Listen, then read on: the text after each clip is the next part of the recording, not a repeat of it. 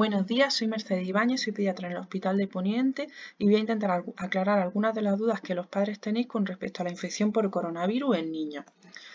Vamos a ver qué es el coronavirus, cómo afecta a los niños, vamos a dar una pincelada sobre el asma. Vamos a ver si hay algunas claves que podemos tener para saber si es una infección por coronavirus lo que tiene nuestro hijo. Hablaremos de la prevención de la gripe porque es algo que os están surgiendo muchas dudas en esta temporada. Y por último, daremos una pincelada sobre el coronavirus en la embarazada y en el recién nacido. Como sabéis, existen infinidad de virus. Dentro de esos muchísimos virus pues hay una familia que se denomina coronavirus y se conoce 7 que afectan a humanos. En general son virus de animales que por cambios pequeños en sus genes saltan a la especie humana. En general, los coronavirus producen infecciones respiratorias leves, pero es verdad que en los últimos 20 años ha habido 3 epidemias por coronavirus. En el caso del que tenemos actualmente, que se denomina SARS-CoV-2, pues el reservorio, es decir, donde está habitualmente el virus, son los murciélagos, pero hay una serie de hospedadores intermediarios que en la epidemia que hubo en 2003 por el primer SARS-CoV, ¿vale? Por eso este es el número 2, fue la civeta. Luego en 2012 hubo otra epidemia por el que se conoce por MERS-CoV, que el hospedador intermediario era el dromedario, y bueno, en este caso pues se cree que el hospedador intermediario ha sido el pangolín, aunque todavía no se ha demostrado.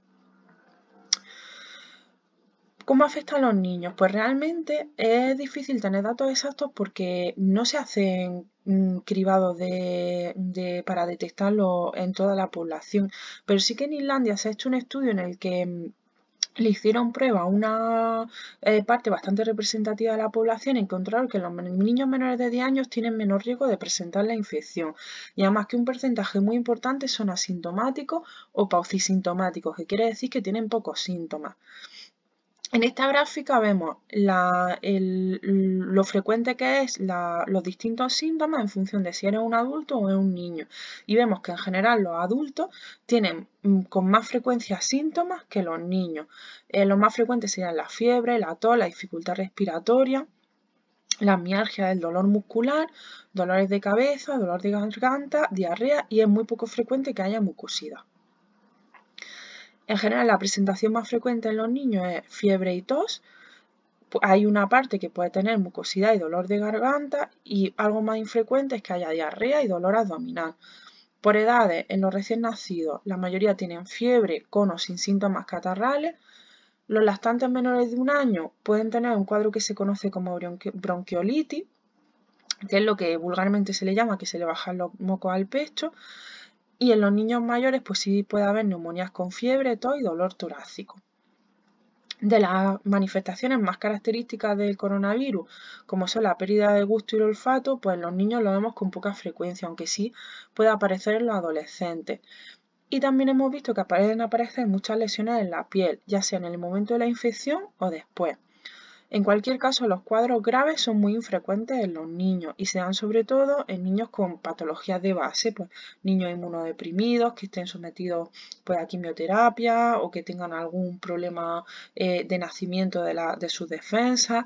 Que tengan enfermedades del corazón, que tengan repercusión sobre su manera de funcionar, con problemas respiratorios graves, en diálisis, diabetes mal controlada.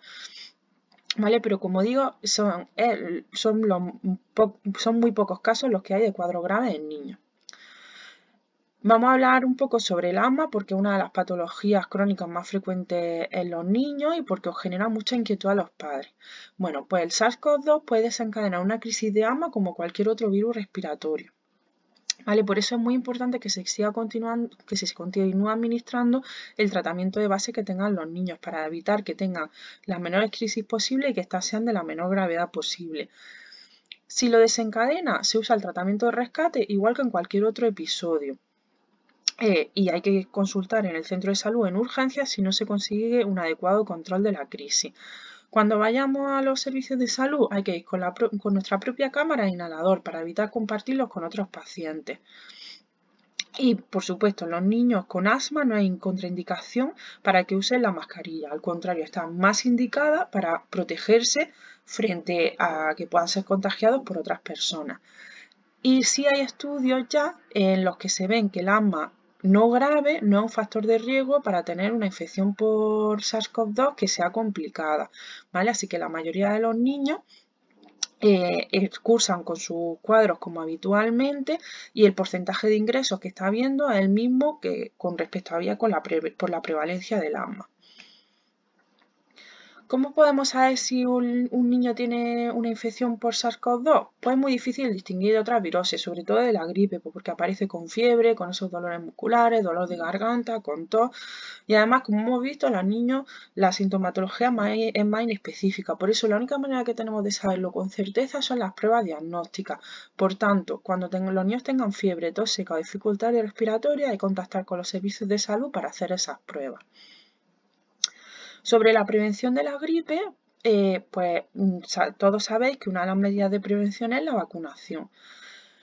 Siempre se ha recomendado por distintos organismos, por el Centro Europeo de Enfermedades Infecciosas, por la Organización Mundial de la Salud, por el Comité Asesor de Vacunas de la Sociedad Española de Pediatría, vacunar a todos los niños menores de 6 meses para reducir la carga de la enfermedad en la población porque son muy importantes transmisores de la gripe, ¿vale?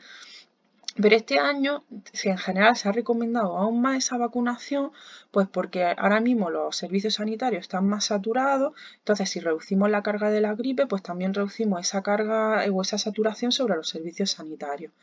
¿Qué pasa? Que siempre hay que darle prioridad a los grupos de riesgo. ¿Cuáles son estos? Pues los mayores de 6 meses con enfermedades de base que supongan un riesgo aumentado de padecer complicaciones de la gripe, o las personas mayores de 6 meses que convivan con esos pacientes de riesgo, las personas que viven con niños menores de 6 meses, porque estos no pueden vacunarse.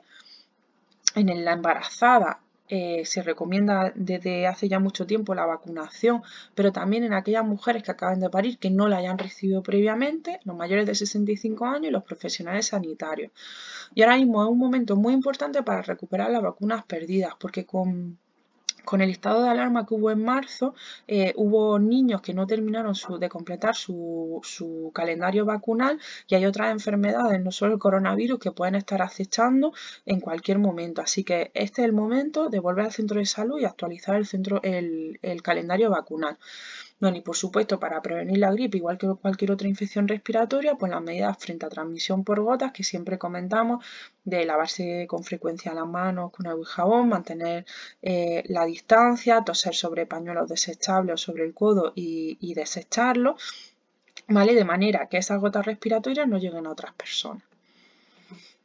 En cuanto a la embarazada y el recién nacido, pues realmente a día de hoy hay datos insuficientes para conocer el riesgo de transmisión al feto durante todo el embarazo, porque nos faltan datos de mujeres que se hayan infectado en el primer trimestre sobre todo. Pero bueno, en cualquier caso, a día de hoy este riesgo parece muy bajo. La mayoría de los recién nacidos que se han infectado lo han adquirido tras el parto. Y en ausencia de complicaciones obstétricas, o sea, en ausencia cuando los embarazos y los partos han ido bien, pues los niños en general han sido asintomáticos o con clínica muy leve. Cuando una mujer presenta una infección por coronavirus en el momento del parto, ¿qué es lo que tiene que hacer? Bueno, pues se recomienda el contacto piel con piel desde el nacimiento y se recomienda la lactancia materna porque es más beneficiosa por el potencial paso de anticuerpos, o sea, de las defensas de la madre hacia el niño a través de esta leche materna que si no la tomara. Si la infección ahora mismo en ese momento está activa, pues lo que sí se hace son medidas de aislamiento por gotas. Pues lavarse bien las manos y ponerse mascarilla para darle de mamar, ¿vale? Se recomienda una ducha diaria con agua y jabón y limpiar las superficies de la casa con lejía diluida. Pero sobre todo es muy importante que se siga recomendando el contacto con el recién nacido y la lactancia materna. Por último, quería dejar algunas fuentes fiables de información para que podamos consultar sobre estas infecciones en niños en lugares que sean veraces y que nos podemos fiar de la información que nos da. En el portal de la Asociación Española de Pediatría, que se llama En Familia, además de otros muchos temas, hay un especial sobre coronavirus. También tenemos los recursos para familias de la Asociación Española de Pediatría de Atención Primaria y la Sociedad Española de Pediatría de Extrahospitalaria y Atención Primaria. Y luego los CDC, que son los Centros de Control de Enfermedades Infecciosas de Estados Unidos, pues también hay muchos recursos en español. Muchas gracias y espero haberos ayudado a cuidar un poco más de nuestros pequeños en estos difíciles momentos.